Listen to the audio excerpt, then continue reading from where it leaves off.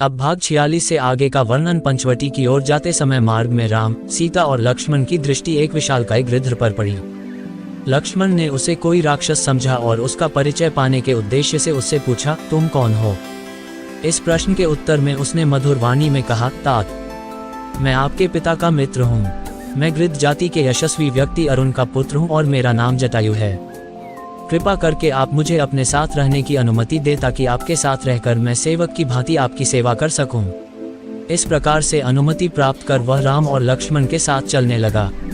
पंचवटी पहुंचने पर राम ने लक्ष्मण से कहा, सौम्य, महर्षि अगस्त्य ने हमें जिस स्थान का परिचय दिया था वहां हम पहुंच चुके हैं। यही पंचवटी प्रदेश है। सामने गोदावरी नदी भी प्रवाहित हो रही है, अतः तुम किसी जलाशय के निकट रमणीय दृश्य वाले योग्य स्थान का चयन करके उस पर आश्रम बनाने की तैयारी करो।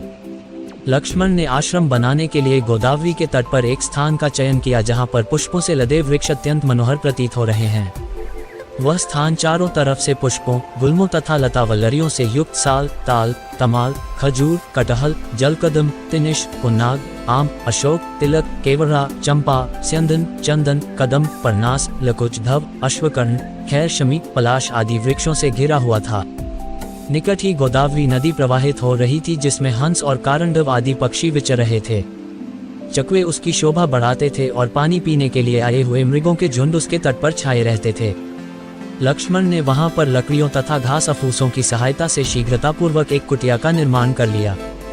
फिर उसी कुटिया के निकट उन्होंने सुंदर लता पल्लवों की सहायता से एक और कुटिया का निर्माण किया और उसमें सुंदर स्तंभों से युक्त यज्ञ वेदी बनाई। उसके बाद उन्होंने दोनों कुटियाओं को घेरते हुए चारों ओर कांटों की बाड़ लगा दी। इस प्रकार आश्रम का निर्माण कर लेने के पश्चात लक्ष्मण ने राम और सीता को बुलाकर आश्रम का निरीक्षण कराया। वे इस सुंदर आश्रम को देखकर अत्यंत प्रसन्न हुए।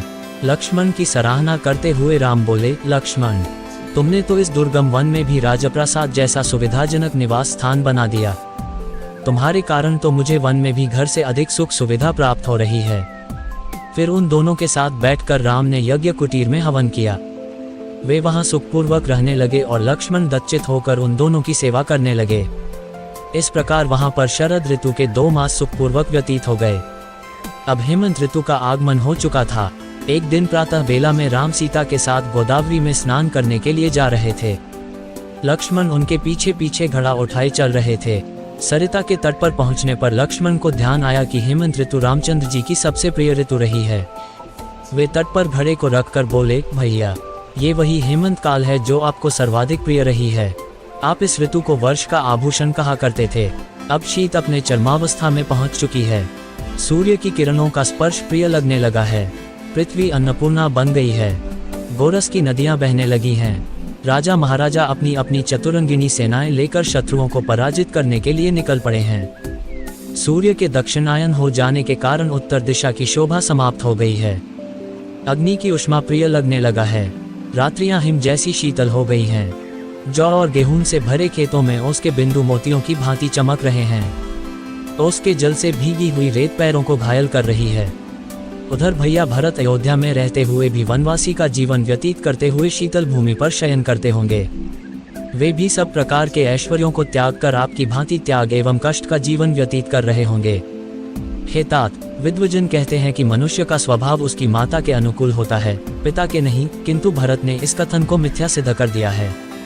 उनका स्वभाव अपनी माता के क्रूर स्वभाव जैसा कदापि नहीं है। हमारे और संपूर्ण देश के दुख का कारण वास्तव में उनकी माता का क्रूर स्वभाव ही है। लक्ष्मण के कैकेयी के लिए निंदा भरे अंतिम वाक्यों को सुनकर राम बोले, लक्ष्मण, इस प्रकार तुम्हें माता कैकेयी की निंदा नहीं करना चाहिए।